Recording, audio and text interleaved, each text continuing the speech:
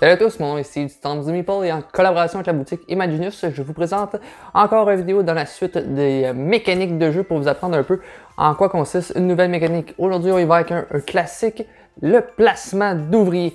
Je vais vous faire une vidéo un petit peu différente de mon autre série. Je vais vous présenter tous des jeux dans la même vidéo. Il y aura des marqueurs de temps dans la barre, donc si un jeu ne vous intéresse pas, vous pouvez passer au prochain. Mais le placement d'ouvriers, qu'est-ce que c'est?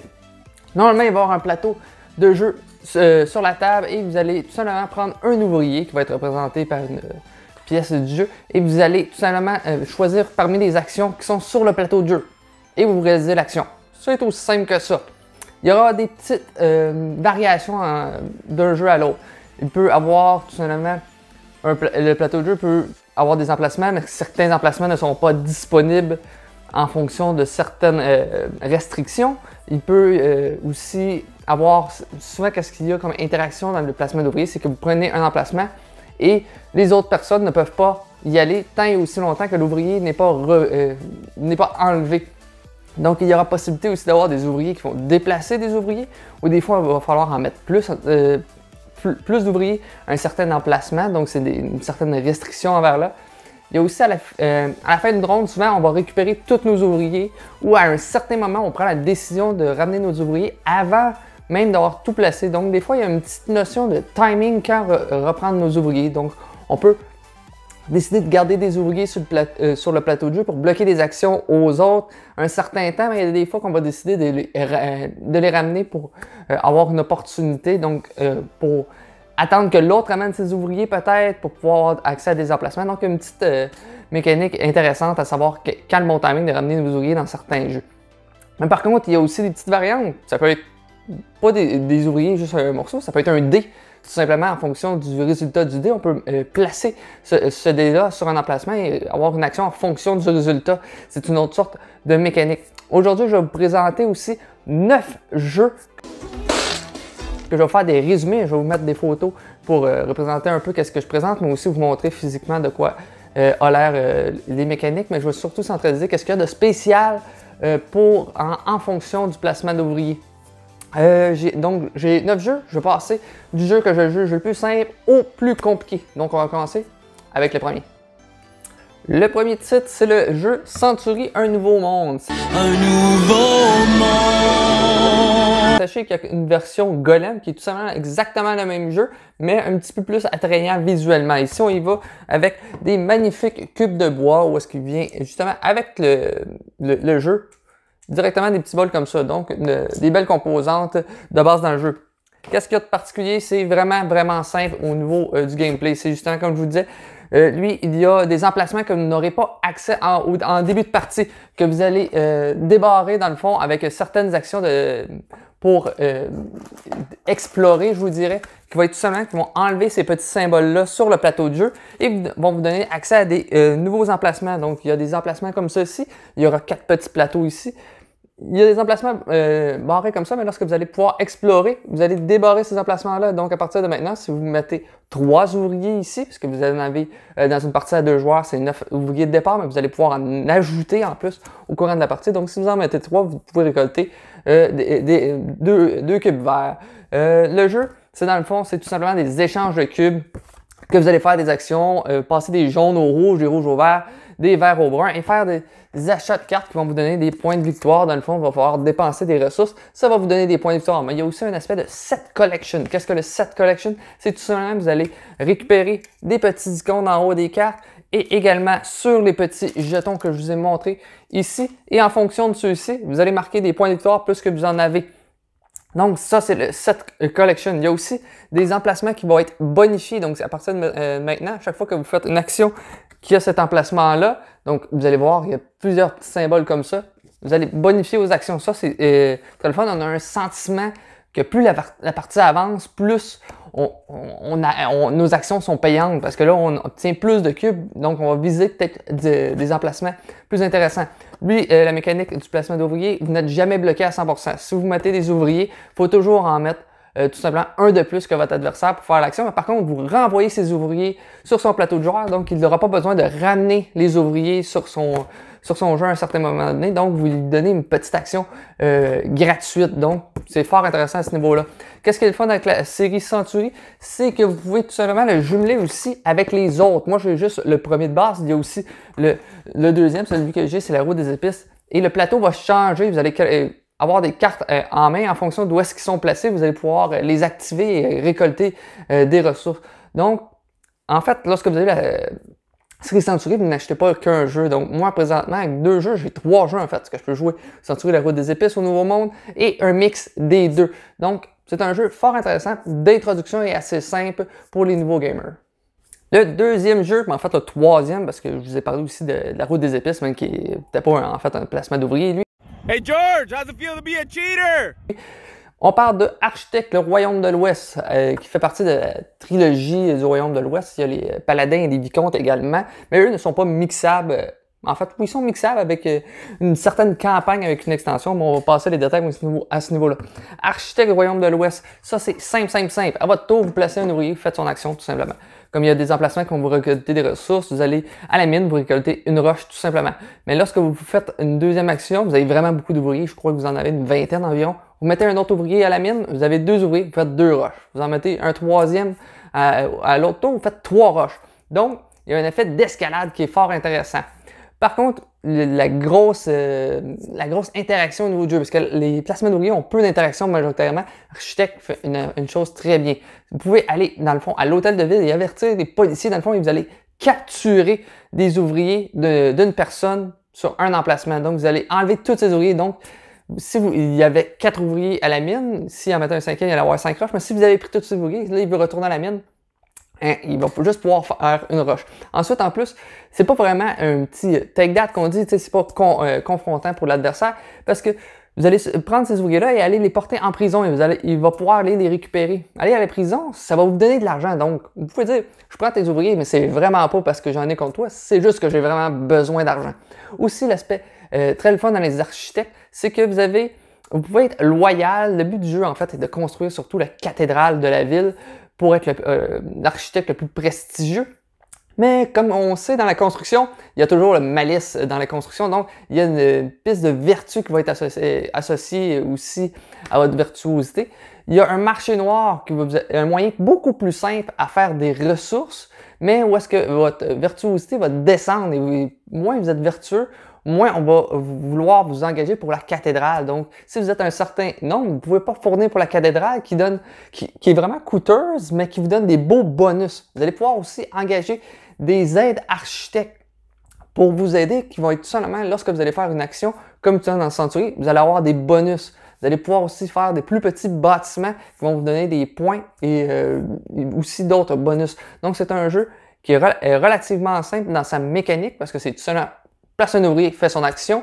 Une belle interaction, vraiment le fun. Donc, les Architectes du Royaume de l'Ouest c'est un excellent jeu justement pour débuter dans ce milieu-là. Par contre, niveau négatif, c'est vrai, je vais vous parler des négatifs, j'en parle pas assez souvent. Ce jeu-là, il y a un automa, vous pouvez le jouer à un joueur tout simplement, mais il y a peu de, c'est pas fameux. Les architectes, vraiment le bon chiffre, 4-5 joueurs, c'est vraiment excellent. À 3 joueurs, ça va bien, il y aura un petit peu moins, on va au moins se plier ses pieds peut-être. À 2 joueurs, c'est vraiment pas très bon. Par contre, si vous êtes à 2 joueurs, si vous incluez l'automa, vous tombez dans le chiffre du 3, donc ça roule relativement bien. Mais à 4-5 joueurs, c'est vraiment génial. Sinon, c'est un petit peu moins intéressant, je vous dirais. Le 4e jeu est les Pillards de la mer du Nord. Comment parler d'architectes sans parler Pillards de la mer du Nord? Dans le fond, qu'est-ce qu'il y a de spécial dans celui-ci? C'est que vous allez avoir un seul ouvrier. C'est tout. En fait, il n'y a aucun ouvrier attitré à votre personne. C'est que vous allez mettre un ouvrier sur le plateau de jeu et vous allez faire son action et en récupérer un et faire son action. Donc, à chaque tour, vous faites 2 actions. Par contre, il y a certains emplacements où est-ce que ça prend un ouvrier gris ou un ouvrier blanc. Donc, vous avez un gros plateau de jeu qui est vraiment magnifique visuellement. C'était la même chose au niveau d'architecte, le plateau était magnifique. Mais certains emplacements ne seront pas disponibles parce que ça vous prend des ouvriers spécifiques. Dans le fond, qu'est-ce qu'on fait dans les Pillards de la mer du Nord? C'est que vous allez préparer des raids contre des emplacements pour les détruire. vous allez dans le fond préparer un équipage avec des cartes. Ces cartes-là peuvent être utilisées pour faire des effets. Il y aura des effets immédiats ou des effets permanents. À chaque fois que vous faites un raid, vous allez pouvoir faire plus de points, etc., etc. Donc, il y a cette partie-là. Il y a aussi une partie du Jarl que vous allez pouvoir récupérer. Lorsque vous faites, dans le fond, un pillage, vous allez récupérer des ressources. Ces ressources-là, vous allez pouvoir les envoyer, dans le fond, au Jarl et faire des points de victoire également avec cette méthode-là. Et ensuite, certains aussi des emplacements vont vous faire perdre des équipages. Et lorsque vous perdez des équipages, vu que c'est un jeu de vikings, vous allez faire des points de victoire parce que c'est prestigieux mourir au combat pour les vikings.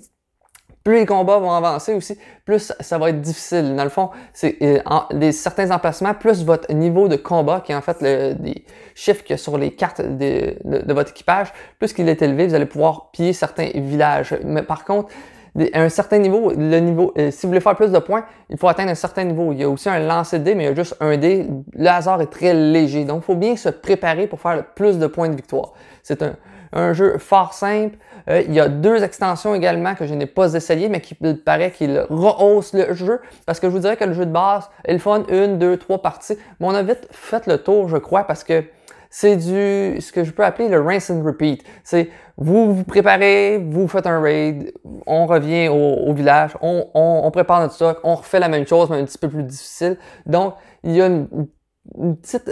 c'est toujours un peu la même chose. Par contre, avec les 2 extensions, il paraît que ça fait un beau renouvellement au jeu qui paraît que c'est vraiment mieux. Il y a aussi la version Raiders of Scythia, qui est exactement le même jeu, mais avec une petite affaire de plus. Je vous dirais que c'est comme une version 1.5 du jeu. Donc, si vous n'avez pas les pillards de la mer du Nord, peut-être aller vers Raiders of Scythia. Ou si vous avez les pillards de la mer du Nord, peut-être tout simplement acheter les extensions si vous voulez un petit renouveau au jeu. Vous êtes des amateurs de 2 joueurs? Targi. Ouais, je sais, c'est pas très beau. C'est un des points négatifs, c'est beige, beige, beige. Le jeu va être fort simple. Vous avez dans le fond des cartes tout autour du plateau. Vous avez 3 ouvriers. À votre tour, vous placez un ouvrier au pourtour. Votre adversaire en place un jusqu'à temps que vous avez tous vos ouvriers placés. Par contre, vous ne pouvez pas placer votre ouvrier où est-ce qu'il y a déjà un ouvrier. Aussi, vous ne pouvez pas placer un ouvrier en face d'un ouvrier adverse ou même du vôtre. Donc, un petit aspect d'échec ici de savoir, je vais prendre telle action, comme ça va le bloquer parce que je sais qu'il y a besoin de telle ressource parce qu'il y a 3 ressources, le sel, le poivre et les dattes. Dans le jeu-là, on est dans le désert, donc c'est les ressources associées à ça. L'aspect du fun, c'est que vous allez faire les actions que vous avez faites autour, mais aussi les 2 actions lorsque vous faites le croisement entre vos ouvriers dans le fond. Donc, vous allez faire 5 actions à votre tour. La majorité des actions vont vous donner justement des ressources, soit de l'argent, soit des points de victoire. Mais le but du jeu, c'est tout simplement d'aller chercher des cartes avec certaines images dessus. Vous allez faire une grille devant vous de 3 cartes par 4 cartes. En fonction de ceux-là, il y a des points de victoire associés à ces cartes-là. Mais également, il y aura des pouvoirs sur ces cartes-là, comme qui pourra être par 2 pyramides que vous avez sur les cartes, vous faites un point bonus. Donc, vous allez peut-être vous concentrer plus sur vos pyramides. Ou si vous avez une rangée avec toutes les mêmes icônes, vous allez faire 4 points bonus. S'ils sont tous différents, c'est 2 points bonus. Donc, l'emplacement d'où est-ce que vous mettez vos cartes est fort intéressant. Le jeu aussi se prend fin lorsque quelqu'un a les 12 cartes devant lui, mais aussi il y a un voleur sur le plateau qui se déplace autour du plateau de jeu. Lorsqu'il a atteint la fin, c'est la fin de la partie. Également, le voleur, où est-ce qu'il est? C'est dans le fond, il bloque un emplacement sur le plateau de jeu. Donc, une petite variabilité. Le jeu, c'est vraiment un jeu d'échecs, je vous dirais. C'est vraiment une bonne tension. C'est vraiment excellent. Il y a une extension aussi pour lui disponible qui est tout simplement des cartes de plus pour le marché, mais aussi des cartes du pourtour qui est différente. Ce que j'aime aussi du jeu, justement, c'est tout iconographique. On comprend très bien. Mais par contre, si vous comprenez pas trop, vous n'êtes pas trop sur les actions, vous faites simplement retourner la carte et ça va vous dire qu'est-ce qui est disponible. Le jeu est visuellement pas attrayant du tout, je vous le dis, mais mécaniquement, il est excellent à 2 joueurs. En 1 heure, vraiment, la partie est terminée et vous avez eu beaucoup de plaisir. Donc, c'était Targi. Mon 6e jeu, un classique, Viticulture. La boîte est quand même lourde, là.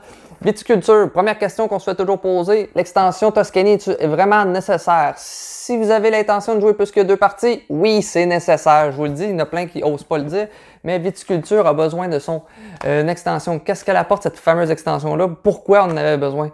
C'est dans le fond, c'est un placement d'ouvrier classique. Vous mettez un ouvrier, vous bloquez cet emplacement-là. Le jeu, ce que j'aime, c'est qu'à 2 joueurs, tous les chiffres pairs, en fait, le jeu s'adapte bien. 2, 4 ou 6 parce que vous avez des emplacements, vous avez des emplacements disponibles sur chaque action que vous faites. À 2 joueurs, il y a un seul emplacement pour chaque emplacement. Si vous êtes à 4 joueurs, il y en a 2. Donc, si vous êtes à 3, il y a 2. Donc, il y a un petit peu moins de tension de bloquer les autres. Donc, les chiffres pairs, je vous dirais que c'est des bons chiffres. Puis chaque emplacement aussi, il y a des bonus en fonction de ceux-ci. Qu'est-ce qui est le fun aussi dans le jeu? Vous avez tous des ouvriers égaux, mais il y en a un qui est un classique ouvrier grandé qu'on appelle. C'est tout simplement un ouvrier que peu importe s'il y a des ouvriers, vous pouvez faire l'action qui est présente. Qu'est-ce qu'on essaie de faire dans la viticulture? Évidemment, c'est de vendre des vins. Vous allez, dans le fond, planter des vignes, récolter les raisins, les faire vieillir, en faire des vins qui vont vieillir en barrique et ensuite honorer des commandes. Et les commandes, c'est là que vous allez faire de l'argent et des points de victoire également. Si vous jouez avec le jeu de base, le premier à 20 points de victoire, c'est dans le fond une ronde lorsque vous arrivez à 20 points de victoire. On finit la ronde et celui qui a le plus de points de victoire remporte. Avec l'extension, c'est à 25 points. Mais qu'est-ce qu'elle apporte, cette fameuse extension-là? C'est dans le fond, dans le jeu de base, vous aviez tout simplement 2 saisons. Il y avait l'été puis l'hiver, tout simplement. Dans l'extension Toscanie, il y a un nouveau plateau de joueurs qui offre beaucoup plus d'emplacements et qui est beaucoup plus thématique selon moi. Vous avez des actions qui sont disponibles qu'au printemps, été, automne et hiver. Dans le fond, c'est à votre tour. Vous commencez au printemps, vous faites une action, c'est à votre adversaire de faire une action. Par contre, si les actions au printemps ne vous intéressent pas, vous dites tout simplement passe. Et l'autre joueur pourrait faire 2-3 actions au printemps. Ensuite, on passe à l'été, ainsi de suite. Il y a aussi un principe avec de sélection d'ordre de tour. Donc, vous allez choisir, dans le fond, un ordre. Vous dites, je vais prendre le chiffre 2. Il y a des bonus associés à ceux-ci. Mais si la personne prend le 1, elle a moins de récompense, mais elle va jouer avant vous. C'est très important dans le jeu-là, je vous dirais, même à 2 joueurs, de jouer en premier, car les bonus sont très intéressants. Vous allez pouvoir, dans le fond, fabriquer vos vins beaucoup plus rapidement, planter des vignes plus rapidement aussi. Mais le petit défaut que je peux y trouver, c'est que, un peu comme les pierres de la mer du Nord, c'est toujours un peu le même principe. On plante des raisins, on les récolte, on fait du vin, on en a des commandes. Un peu comme ça. Par contre, il ne faut vraiment pas sous-estimer les cartes dans ce jeu-là. Les cartes vont vous donner, dans le fond, des bonus. Ça peut être comme planter des vignes, mais beaucoup plus rapidement. Donc, il va falloir pas sous-estimer les cartes justement dans ce jeu-là, car ils vont vous donner dans le fond des actions comme sur le plateau, mais beaucoup plus efficaces. Donc, fort intéressant. Aussi, vous avez un plateau de joueurs où est-ce que vous allez construire des buildings dans le fond et upgrader ainsi votre cave. Dans le fond, construire des bâtiments qui vont planter des raisins qui sont de bien meilleure qualité, donc vont vous donner des raisins beaucoup plus recherchés pour des meilleurs vins. Donc ça, c'est vraiment le fun. Une autre chose fun avec l'extension, 2 ouvriers spéciaux dans le fond. Vous avez une multitude de cartes que vous allez choisir. En fonction de vous les choisissez, vous mettez 2 ouvriers et si vous engagez ces ouvriers-là, vous allez faire des actions bonifiées, comme que ça peut être tout simplement lorsque vous faites, si vous faites dans le fond une action, comme j'ai joué hier, si vous faites l'action du marchand, c'est si la personne avant vous a passé, lorsque vous faites et vous décidez de continuer, de faire une action, vous allez pouvoir piger une carte saison de votre choix. Donc, un petit bonus là, où ça peut être tout simplement de récolter plus d'argent à certains moments, où il y en a vraiment beaucoup. Donc, c'est un jeu quand même avec une excellente rejouabilité. Est-ce que l'extension Toscanie est vraiment nécessaire? Oui, tout simplement. Mon 7e jeu est en fait peut-être le jeu un petit peu le plus complexe à trouver. C'est le jeu Chimera Station. Qu'est-ce qu'il y a de spécial comme placement d'ouvriers pour celui-ci? C'est vos ouvriers en tant que tels. Vos ouvriers sont de magnifiques meeples comme ça en plastique d'extraterrestres. Vous allez dans le fond construire une station spatiale, essayer de la faire développer. Qu'est-ce qu'il y a de spécial? C'est que dans le fond, vous allez les modifier justement et vous allez mettre des composantes sur ceux-ci. Ils sont vraiment solides comme vous voyez, donc ça fait une couple de parties, ça ne défait pas. Donc vous voyez, j'ai un ouvrier rendu avec des pinces. Vous pourriez mettre d'autres pinces ou mettre des cerveaux, des plantes. Il y a 4 couleurs dans le fond. Et en fonction des composantes qui sont ici, vous avez des effets différents. Donc, vous allez placer les ouvriers sur votre station spatiale. La station spatiale, qu'est-ce qui est le fun, justement, c'est un autre placement d'ouvriers. Vous commencez, il y a peu d'actions sur le plateau. Mais plus que vous allez faire l'action de construire la station spatiale, plus il y aura d'actions disponibles sur ceux-ci. L'interaction aussi est intéressante dans le jeu. Les pinces vont vous permettre de tasser les ouvriers adverses, tout en leur donnant par contre un bonus. Les tentacules, les composantes jaunes vont vous donner des ressources de plus lorsque vous faites l'action de récolter des ressources. Les cerveaux vont vous donner plus de points de victoire. À chaque fin de ronde, il faut nourrir ses ouvriers par contre, donc il va falloir aller chercher des nourritures. Les composantes plantes font de la photosynthèse, donc ils n'ont pas besoin de nourriture. Plus que la partie avance aussi, plus que vous allez récupérer des ouvriers. Vous avez des plateaux de joueurs aussi. Il y a un côté A et un côté B. Côté A, c'est que tout le monde a les mêmes effets, mais le côté B, c'est que vous allez avoir un pouvoir spécial en fonction du clan, je pourrais dire, que vous avez pris. Donc ici, vos tentacules seront plus efficaces. Mais il y a aussi une traque de recherche qui va être différente d'un joueur à l'autre. Il y a des cartes aussi qu'on a qui vont vous donner soit des emplacements privilégiés pour vous, seulement accessibles avec vos ouvriers, ou des cartes, des perks qu'on appelle, c'est des effets dans le fond pour récolter des points de victoire ou des effets permanents. Donc si vous récoltez une nourriture, vous en récoltez plus. Il y a un emplacement aussi qui vous permet de gagner le premier joueur. Mais en plus, si vous faites cette action-là, vous regardez où est-ce qu'ils sont les autres joueurs. Vous regardez les points de victoire associés à ces tuiles-là. Vous allez faire des points de victoire. Donc, une petite tension à savoir qui va aller faire cette action-là, à quel moment, puisque vous attendez qu'il y ait le plus d'ouvriers possible, mais pas trop avant que l'autre joueur le fasse, parce que s'il déclenche cet emplacement-là, il va faire des points de victoire pour chacun de vos ouvriers ou de tous les ouvriers. En fait, si vous êtes à plus que 2 joueurs, le jeu de 2 à 4 joueurs est excellent avec toutes les configurations. Donc, c'est un excellent jeu. C'était Chimera Station. Je reviens sur Chimera Station pour un point positif que je vais rajouter et un point négatif également.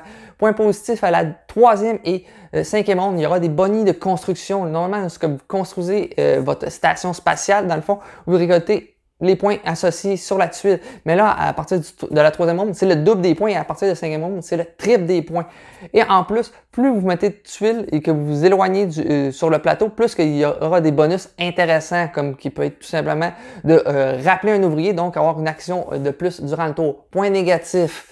Le fameux livre de règles. C'est le pire livre de règles, tout simplement, que j'ai jamais lu. Allez voir la vidéo de LP du professeur Board Game que je vous mettrai en haut, qui vous donne les règles dans son ensemble, parce que le livre de règles est vraiment mal foutu. Avant-dernière proposition, Circadian First Light. C'est dans la lignée un petit peu des architectes, et je voudrais c'est un jeu qui est un petit peu passé sous le radar, car c'est un des designers qui a fait, c'est pas Shem Phillips, c'est S.G. McDonald qui a fait ça. C'est un excellent jeu. Celui-ci, c'est un placement de dés, justement, que je vous parlais. Vous allez tout simplement aller explorer une nouvelle planète, essayer de faire des échanges avec les extraterrestres présents et faire des points de victoire. Of course! Comment ça fonctionne? Vous brassez vos dés derrière un paravent. Ça, c'est qu'est-ce qu'il y a de spécial. Vous allez programmer qu'est-ce que vous allez faire avec ces dés-là avant de faire vos actions. C'est tout simple. En fonction des résultats des dés, vous allez avoir deux choix. Soit les mettre pour les envoyer sur la planète, sur vos vaisseaux, ou sur vos fermes pour y récolter des ressources. Une fois tout préparé tout le monde, c'est le temps de passer au placement d'ouvriers. Donc, la petite twist, c'est que chaque emplacement, un 1, un 6, un 4, il n'y a rien de meilleur. Un 1 peut être excellent à une certaine chose, un 6 peut être moins bon à d'autres choses. Il y a aussi, c'est vrai, il y a des cartes qui vont vous donner aussi des bonus en fonction de qu'est-ce que vous faites. Donc, une action pourrait être beaucoup plus profitable ou moins coûteuse, tout simplement. Qu'est-ce qui est le fun aussi avec ces plateaux de joueurs-là? Ils seront modulables. Si vous allez mettre des nouveaux vaisseaux, peut-être, à partir d'ici, vous devez payer, dans le fond, des algues, qui est comme la nourriture dans ce jeu-là. Donc, vous pourrez ne pas les payer. Plus que vous allez en mettre sur le plateau, plus ça va vous donner des points de victoire. Même chose pour les fermes. Les fermes vont vous donner des ressources beaucoup plus, des actions de ferme beaucoup plus efficaces ou même des ressources sans savoir même à mettre un dé sur celui-ci. Par contre, l'affaire qui est le fun aussi, le jeu s'adapte vraiment bien en fonction du nombre de joueurs. Il y aura des plateaux que vous allez mettre pour 2 joueurs, vous allez le tourner pour 3 à 4 joueurs, qui aura plus d'emplacements. Donc, c'est vraiment serré même à 2 joueurs. Les emplacements sont très variés. Aussi, un aspect super le fun, c'est les personnages de départ. Parce que vous avez une faction que vous allez incarner et certaines actions seront bonifiées. Comme une faction, ça peut être tout simplement, quand vous envoyez des vaisseaux, l'algue ici qui vous coûte, ben tenez-en. Par contre, peu importe le nombre de vaisseaux que vous envoyez, ça vous coûte rien. Ou ça pourrait être tout simplement lorsque vous faites l'action d'une ferme, ça peut être le double que vous récoltez. Donc, des pouvoirs très très forts. Aussi, Le jeu se joue en 8 rondes. Il y a 7 événements qui vont arriver, un à chaque ronde, qui peuvent être positifs ou négatifs. Aussi, lorsque vous faites des échanges ou allez récolter des ressources, des cartes, c'est des dés que vous allez placer, mais ceux-ci, vous allez les perdre pour toujours. Par contre, évidemment, il y aura des actions pour gagner des dés. Vous avez un maximum de 5 dés que vous pouvez lancer. Donc, c'est un petit balancement de combien de dés que je vais aller. Oui, je veux vraiment faire cette action-là, mais au prochain tour, je vais juste avoir 2 dés, donc seulement 2 actions. Il y a aussi, vous pouvez programmer, dire je vais faire cette action-là. Le joueur est avant vous, il joue en premier, met son dé là, et là, tout d'un coup, vous vous dites mon Dieu, ça me coûtait au début 3 énergies, 3 éclairs, mais là, ça me coûte 5, mais j'ai juste 3 éclairs, moi. Donc, un petit aspect de programmation qui est fort intéressant. Les dés sont jamais perdus parce qu'ils peuvent être envoyés aussi à la cantine et faire de l'eau, qui est une autre ressource dans le jeu. Donc, vraiment une belle rejouabilité. Pour les amateurs du jeu solo, il y a des plateaux justement pour jouer un solo qui est facile, c'est tourner une carte, faites l'action, puis il est vraiment difficile. Il y a le mode facile qui lui est facile. Standard, ça devient déjà compliqué pour moi, même là, c'est compliqué. Mais les modes difficiles sont vraiment très difficiles. Et une partie, je vous dirais, à un joueur, ça peut jouer, je vous dirais, même en 40 minutes. C'est vraiment excellent avec un insert superbe. Certains n'aiment pas vraiment le visuel. Moi, je l'adore. Donc, c'était Suckerdian First Light. Et le dernier que je vous parle, c'est pas vraiment la mécanique du placement d'ouvrier qui est fort intéressante que le jeu dans son ensemble. La base va être le placement d'ouvrier. C'est Underwater Cities, mon fameux jeu favori de tous les temps. Underwater Cities, qu'est-ce qui est intéressant? C'est tout simplement à chaque tour, vous allez mettre un ouvrier faire son action. Il y a 3 couleurs d'action. Il y a les vertes, les rouges et les jaunes-oranges dans le fond. Les oranges seront plus fortes que les rouges seront plus fortes que les vertes. Par contre, vous allez devoir utiliser une carte en plus qui correspond à la couleur ou non, mais si vous ne la faites pas correspondre, vous allez perdre une action, parce que lorsque vous utilisez carte action, vous allez pouvoir faire son action également. Évidemment, à l'inverse, les cartes vertes sont meilleures que les rouges et les rouges meilleures que les jaunes, donc un beau balancement dans ces jeux-là. L'aspect qui est vraiment le fond, c'est votre plateau personnel. Plateau personnel dans le jeu de base qui est horrible. Vous faites à peine d'accrocher, c'est pire, je vous dirais, que Terraforming Mars. Vous l'accrochez un peu, puis vous avez vraiment beaucoup de composantes. Celui-ci, ça peut tout tomber, mais c'est un petit peu moins pire, je vous dirais, parce que vous avez une bonne idée d'où est-ce qu'ils sont vos bâtiments sur votre plateau de jeu. Donc ça, c'est un aspect négatif, je vous dirais. Qu'est-ce qui est intéressant? Il y a 3 aires dans ce jeu-là, et vous allez faire des ressources à chaque fin d'aire. Donc, plus vous avez de bâtiments autour de vos cités, plus vous allez faire de ressources. Donc, il y a une montée en puissance dans le jeu. Donc, vous allez pouvoir gagner, je mets des exemples, vous gagnez 3 algues, vous gagnez 5 plastiques, 6 d'argent au premier tour, mais ça pourrait être 4 fois plus au deuxième tour. Donc, ça, c'est ce que j'aime dans le jeu. Aussi, les points de victoire s'accumulent un petit peu durant la partie, mais vraiment beaucoup à la fin, parce que ça va varier en fonction des buildings que vous avez mis autour de vos cités. Donc, on n'abandonne jamais dans le jeu, parce qu'on a une idée de qui mène, mais pas tout à fait. L'interaction est assez bonne, parce que le placement d'ouvriers, c'est vraiment très restrictif. Ce que j'aime, il y a un plateau de joueurs à 2 joueurs. Vraiment intéressant. À 3 joueurs, vous prenez de l'autre côté du plateau, c'est vraiment c'est excellent aussi. 4 joueurs, je ne vois pas ça à 4 joueurs, ça vous prend 2h30, 3h, 4h, même certaines personnes s'il y a du monde qui pense trop. Donc ça devient beaucoup moins intéressant parce que vous allez patienter sur votre chaise trop longtemps. Ce qui est le fun aussi, comparativement, un des reproches que je fais à Terraforming Mars, c'est les cartes. Les cartes sont vraiment excellentes. Ils sont séparés en 3 âges. Donc, les cartes les plus puissantes seront à la fin. Terraforming Mars, l'affaire que je reproche souvent, c'est qu'il y a des cartes qui seront plus payantes à certains moments, comme des cartes que vous pourriez avoir si la température est plus basse que moins 10 degrés, mais que vous êtes rendu quasiment à la fin de la partie, la carte ne sert absolument à rien. Ici, chaque carte est utile à un certain moment. Des fois, il ne faut pas s'entêter non plus à matcher la couleur parce que l'action, si l'action que vous voulez faire est orange, vous n'avez pas de carte orange en main, des fois, privez-vous pas quand même de faire ça parce que ça va vous bloquer durant la partie. Par contre, c'est sûr, faites pas trop ça souvent, il faut vraiment profiter des 2 actions. Il y a aussi des objectifs en cours de partie qui vont vous donner des bonus, sinon des objectifs de fin de partie qui vont vous donner des bonus de points à la fin de la partie qui sont vraiment pas négligeables, mais qu'on sous-estime, je vous dirais, dans nos premières parties. Une autre chose qui est intéressante, on va parler aussi de son extension. L'extension qui coûte le même prix du jeu, c'est un peu ridicule. Je la conseille pas nécessairement au début, c'est si vraiment vous êtes un fan. Des plateaux avec des encaveurs, donc ça se promène moins. Vous avez un plateau de jeu qui va vous donner des bonus plus vite que vous faites. Ce plateau-là, qui est dans le fond où vous explorez des ruines, c'est inintéressant, je trouve.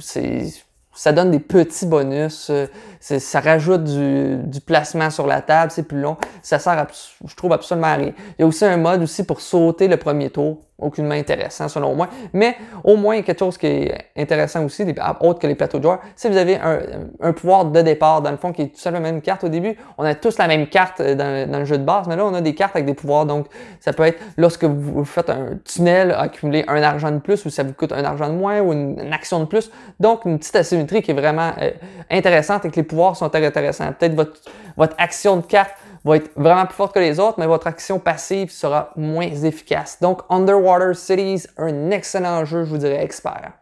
Donc, c'est tout pour la mécanique du placement d'ouvriers. Dites-moi en commentaire si vous aimez toujours ça, la présentation des mécaniques. Dites-moi aussi si vous aimez mieux le format que j'ai fait, une longue vidéo qui parle de tout, ou comme l'autre du deck building que j'ai fait, une présentation de un vidéo pour chaque jeu et une critique à la fin. Donc, ma critique aussi du placement d'ouvriers, c'est une des mécaniques que j'aime vraiment beaucoup, parce que ma blonde aime vraiment beaucoup ça, les jeux où est-ce que vous êtes un petit peu dans votre coin, que vous n'avez pas trop d'interaction. Je l'aime beaucoup aussi le placement d'ouvriers. C'est sûr que je reproche un peu l'interaction qu'il y a dans celui-ci.